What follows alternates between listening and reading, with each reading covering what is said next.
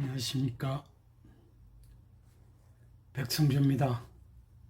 최근 대법원에서 이명박 전 대통령에 대한 판결이 확정돼서 조만간 구치소에 수감되는 것으로 언론은 보도하고 있습니다. 그래서 오늘 방송 주제는 왜 한국이 전직 대통령들은 그 말로가 불행한가? 라는 주제로 여러분한테 말씀을 드려보겠습니다. 여러분 아시는 바와 같이 대통령은 대한민국의 국정을 운영하는 최고 책임자일 뿐만 아니라 정치인 개인적 차원에서도 다다를 수 있는 가장 높고 귀한 자리라고 볼 수 있습니다. 역사적 자리라고도 볼 수 있습니다. 그래서 대통령이 되기 위해서는 사전 검증과 공개 경선이라는 험난한 과정을 거친 후에 국민 다수의 선택까지 받아야만 비로소 그 자리에 오를 수 있습니다. 하지만 이런 역경을 뚫고 전 국민에게 자신의 능력을 증명하여 한나라의 최고 책임자 자리에 오른 대통령이 끝은 끊임없이 불행의 연속이었습니다. 역대 대통령들이 이런 순환을 지속하고 있는 것입니다. 어쩌면 이런 현실은 북한과 비교해보면 더욱 역설적으로 다가올 수도 있습니다. 모든 면에서 최악의 상황인 북한이 역대 지도자들은 평생 안정된 집권을 누리며 신처럼 추앙을 받다가 죽은 후에도 자기 자손에게 고스란히 그 절대 권력을 물려주고 있는 행태가 반복되고 있는 것입니다. 이러한 차이는 어디에서 생겨난 것인지 궁금하기 짝이 없습니다. 그리고 한국 역대 대통령들이 불행은 왜 피할 수 없는 운명처럼 다가오는지도 이해하기가 좀 어렵습니다. 그렇다면 대통령이 불행을 멈추기 위한 처방과 대안은 없는지, 있다면 무엇인지도 궁금하기 짝이 없습니다. 한국이 불행한 대통령들에게는 정치, 외교, 언론, 리더십 등 각 분야 최고의 전문가들이 공동 저자로 되어 있는 역대 대통령들이 불행한 마루를 겪게 된 다양한 원인들을 분석하고 이러한 불행을 더 이상 되풀이하지 않기 위한 처방과 대안을 제시하고 있는 그런 책이 최근에 시중에 나돌고 있습니다. 그래서 저 역시도 그 책을 읽고 제 개인적인 관점에서 특히 법학자로서 요새 다양한 학문적인 어떤 그 이론들을 읽고 방송을 준비하는 과정에서 제가 터득한 그런 상식들을 엮어서 여러분한테 한번 말씀을 드려보겠습니다. 주제하는 바와 같이 우리 첫 번째 대통령은 망명간후 작고했습니다. 두 번째는 측근에게 살해당했습니다. 세 번째, 네 번째 대통령은 모두 감옥에 갔습니다. 다섯 번째와 여섯 번째 대통령의 경우도 자신들이 직접 수감되지는 않았으나 그 자제분들이 수감돼서 옥고를 치르기도 했습니다. 그 이후에도 마찬가지입니다.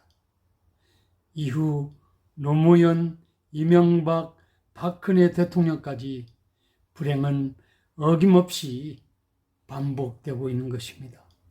도대체 그 이유는 무엇인가요?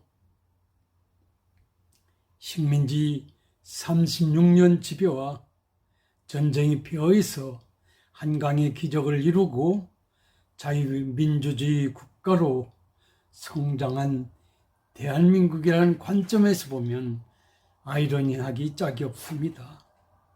하지만 한국을 성공한 나라로 이끈 역대 대통령들은 왜 한결같이 불행해야만 될까요? 역대 대통령들이 한결같이 불행하게 되는 주되는 이유는 무엇일까요? 여러분은 아십니까? 첫째로 우리나라 대통령들은 외교에서 특별히 많은 부담을 느끼게 된다고 합니다. 서쪽에는 세계 최대의 인구와 두 번째의 경제력을 가진 중국이 있고, 동쪽에는 한때 한반도를 식민지화했던, 지금도 세계 3위 경제력을 가진 일본이 버티고 있습니다. 북쪽에는 세계 최대의 영토와 2위 핵 전력을 보유한 군사대국 러시아가 있으며, 세계 패권국인 미국은 우리나라와 일본을 동맹으로 묶고 동아시아 전략이 핵심으로 삼고 있습니다. 게다가 한반도는 남북으로 분단되어 북한에는 주체사상과 핵무기로 무장한 세습 정권이 3대를 잇고 있는 것입니다. 외교 함정이라고 불릴 정도로 힘겨운 우리 외교 현실은 늘 대통령이 정치적 입지와 국정과제 추진 동력을 빼앗는 원인으로 작용되고 있다고 합니다. 물론 외교적으로 탁월한 능력을 가진 대통령도 있었고 그렇지 못한 대통령도 있었습니다. 그리고 외교부 장관의 능력이 출중한 그런 치세를 이용한 대통령도 있었습니다마는, 전문가들의 관점에서는 이런 외교적 부담이 대통령의 불행을 자초하는 주된 원인으로 평가를 하고 있는 것입니다. 둘째로 우리나라 대통령들의 불행은 언론과도 관련이 짙다고 합니다. 1970년대 이후 한동안 권위주의 지배 체제가 한창일 때 국민들은 언론의 자유가 권위주의 독재에 맞서는 데 있어서 반드시 필요한 도구라고 인식했습니다. 하지만 언론이 정치 권력과 협력하기 시작한 이후부터 오히려 언론을 민주주의 발전의 장애 요소라 여기게 됐던 것입니다. 특히 한국 정치에서 권위주의 체제와 군사 정권에 맞선 대표적인 인물이라고 할 수 있는 김영삼, 김대중, 노무현 대통령과 언론의 관계는 험악한 적대적 순간이 여러 번 존재하기도 했습니다. 이들 대통령은 투쟁 과정에서 자신이 이력을 확장하는 과정에서 언론의 도움을 받았었습니다마는 역설적으로 자신들이 치세 기간 동안에는 언론에 집요한 공격 아닌 공격에 여러 가지 문제를 드러내기도 했었다는 것을 우리가 연상해 볼 수 있습니다. 세 번째로는 정치 제도적인 측면에서 보아 제왕적 대통령제의 폐해와 5년 단임제, 승자 독식 제도 등의 부작용이 끊임없이 일어나고 있는 것도 대통령이 불행을 재촉하는 주된 원인 중 하나라고 보고 있는 것입니다. 우리나라의 대통령제가 도입되기 전에는 국민이 전혀 경험해 본 적이 없는 정치 체제는 왕조 지배 체제 위에는 없었습니다. 대한제국이 일제 식민지화되고 나서 광복이 돼서 제1공화국이 태동하는 과정들을, 역사적 관점들을 우리가 더듬어 본다면 이런 사실 충분히 이해할 수 있을 것입니다.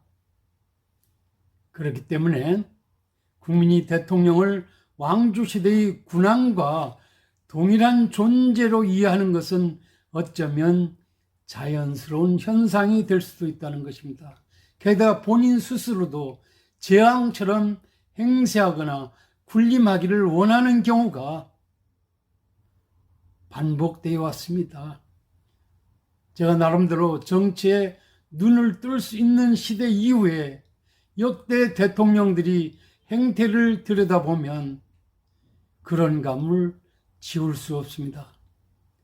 현직 대통령도 마찬가지라고 봐집니다. 하지만 대통령 1인에 대한 지나친 권력 집중은 산업화 시기에는 민주주의를 희생시켰고, 박정희 대통령 시절을 연상해 볼 수도 있을 것입니다. 민주화 이후에는 소통과 타협을 부정하는 권위주의 잔재로 남아 민주적 정치 문화의 정착을 어렵게 만들었습니다. 김영삼 대통령 이후에 역대 대통령들이 치세 기간이 이랬다고 말할 수 있습니다. 민주화에 대한 어떤 덕목, 내보다 더 잘 알고 잘 실천한 사람이 없다라는 그런 관점에서 독주를 다반사로 하다 보니까 이런 문제가 드러나지 않을 수 없었다는 것입니다. 더불어서 장기 독재를 막기 위해서 1987년 개헌헌법에서 도입된 5년 단임제는 장기 독재를 막는 데는 크게 기여하는 제도로 인식되고 있으나 국정 운영이 불안전성과 비효율성을 초래했고 상대방에 대한 관용과 포용이 설 자리가 없는 승자 독식 제도로 이어짐으로써 그 결과 대통령의 불행은 이어질 수밖에 없었다는 것입니다. 마지막으로 권위주의 사회에서 자라는 역대 대통령들에게는 민주적 리더십이 부족했다는 것입니다. 우리가 역대 대통령들을 연상해 본다면 물론 1공화 건설을 위해서 강력한 리더십을 보여야 됐던 이승만 대통령이나 근대화 추진을 위해서 국민 중심적인 어떤 그 치세를 위해서 강권을 발동했던 박정희 시대 이후 등을 우리가 연상해 본다면 이런 것 충분히 이해할 수 있습니다. 그런데 우리가 민주화 대통령으로서 연상되고 있는 김영삼 대통령 이후에도 제가 보기에는 민주적 리더십이 부족한 부분이 없지 않았다는 점을 연상해 볼 수 있습니다. 청와대가 국민과 소통하는 방식은 지극히 일방적이고 단순했으며 국민의 그저 통관의 행위를 국민과의 소통으로 착각하는 경향이 이어지고 있는 것입니다. 현재도 마찬가지입니다. 민주적 리더십이 부족한 듯하고 소통 방식도 지극히 일방적이고 단순하기 짝이 없습니다. 언론과 인터뷰를 통해서 국민들이 원하는 것을 질문받고 답변하기보다는 레포트에 쓰여진 것을 읽는 수준에서 발표를 국민과의 소통으로 착각하는 경향도 그제나 현재나 마찬가지라는 사실을 본다면 이 자체도 불행이 씨앗이 되고 있다는 그런 전문가들이 이견이 되겠습니다. 한마디로 국민과 공감을 나누는 양방향 소통과는 거리가 멀어 인내서 불행을 스스로 자초하고 있다고 말하고 있는 것입니다.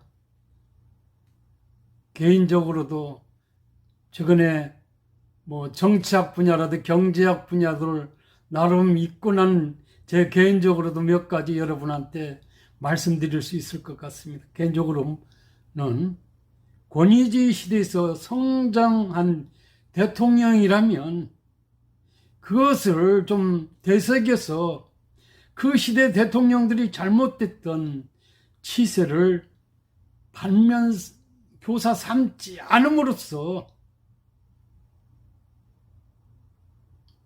불행해지고 있다고 봐집니다. 반면교사 삼아서 보다 민주적인 리더십을 발휘하고 헌법주의, 법치주의, 삼권분립 체제를 확행했더라면 그런 불행의 씨앗은 최소화될 수 있었음에도 불구하고 민주화 이후의 대통령에 있어서도 이런 것들이 잘 안 지켜지고 있는 것입니다. 현재도 그 마찬가지라고 봐집니다. 그럼에도 이들은 권위주의 시대 대통령 이상 지향적 대통령으로 군림하려는 듯한 치세를 펴고 있습니다. 뒤에 공정, 정의, 평등을 내세워서 민주주의, 법치주의, 삼권분립을 확행할 것으로 느꼈고 저 역시도 잔뜩 기대를 걸었던 현직 대통령의 경우도 최근 임기 중반에 이르러서는 헌법주의, 법치주의, 삼권분립 체제를 뭉개는 듯한 양상이 현저히 드러나고 있다고 본다면 이 자체도 어쩌면 불행의 씨앗으로 잠재될 수도 있다는 그런 우려감을 갖지 않을 수 없습니다. 언론이나 시민단체들을 동지하는 경향도 오히려 짙어지고 있는 것은 제만의 생각이 아니라 전에 언론 보도라든지 전문가들의 의견에 비춰서 언론이나 시민단체들은 정부와는 어떤 그 거리감을 두고 정부를 견제해야 되는 그런 입장을 스스로 포기하고 있다는 점에서 그 결과 전혀 간단해 보이지 않는다라는 그런 말씀을 드릴 수 있을 것 같습니다. 독일 대통령 선거가 삼류 정치 바닥에서 몇 선의 국회의원을 한 분이나 시도지사 몇 번 하거나 국무총리 하면 응당 잠룡으로 분류되기도 하고 경우에 따라서는 이들 중에서 대통령 선거에서 당선되는 상황 또한 문제가 아니냐는 것입니다. 국민 스스로 대통령들이 불행을 만들어주는 꼴이 되고 있다는 것입니다. 이렇더라도 능력이 안 되면 능력 있는 사람을 뽑아서 대통령 시키면 그 대통령의 불행은 최소화될 수도 있을 거라 봐지는데, 지금까지 역사적 관점에서 보면 정치적으로 명망 있는 분들이 주로 대통령이 됨으로써 이런 불행은 자초되고 있는 것이다. 왜냐하면 국회의원, 국무총리 하면서 그 유세에 꺾일 수 없다라고 보고 나는 최고다라고 하는 그런 자신감의 만연으로 인해서 스스로 불행을 자초하고 있다고 보지 않을 수 없습니다. 특히 변화된 시대 상황에 따라서 정치, 외교, 언론, 리더십 등에서 잘 훈련되고 해박한 지식을 가진 인사들 중에서 대통령이 된다면 대통령의 불행은 점점 최소화되지 않을까 하는 그런 생각을 가져봅니다. 그래야 민주주의 발전, 국가 발전과 대외 설린 외교가 선순환됨으로써 더불어 대통령의 불행 또한 멈추거나 최소화될 것이라고 저는 개인적으로 감히 생각을 해봅니다. 생각한데 역대 대통령들이 정치 역정과 형태를 들여다보면 자신을 중심으로 세상을 보려 한다는 점, 정치공학적 차원에서 국민이란 이름을 내세워 마음대로 하는 경우도 적지 않다는 점입니다. 그러나 미래는 자기 희생을 통해 국민들이 신뢰와 존경심 속에서 국민적 에너지를 만들어내는 능력과 리더십을 갖춘 그런 대통령이 대한민국에 출연하는 것이 요구된다고 하지 않을 수 없습니다. 2차 대전 당시에 영국의 처칠이라든지 최근에 퇴임한 우루과이 전 대통령 호세 무이카처럼